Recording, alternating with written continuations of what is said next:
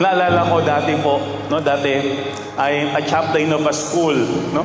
And I will never forget, the school invited a parent, no? Itong parent na ito, yung kanyang anak, supposed to be tatanggap ng komunyon the year before. Unfortunately, namatay yung kanyang anak. When her daughter died, talagang she was really questioning God, bakit? Ba't nawala yung kanyang anak? Bakit nagkasakit? Bakit kinuha ng Diyos? And because of all her questions, she started praying and going to Mass every day. Ang sabi niya is, akala ko kami ang maghahanda ng aming anak para tanggapin si Jesus sa banal na komunyon.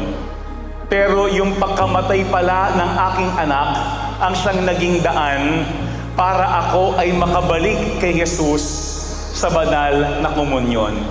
Ang sabi niya, during that time, ang kanyang pinaghuhugutan talaga ng lakas ay yung kanyang araw-araw na pagdalo sa misa. Kapag tayo ay dumadalo sa Eucharistia, hindi ka lang nakikinig. Dapat nakakaranas din tayo ng pag-ibig ng Panginoon.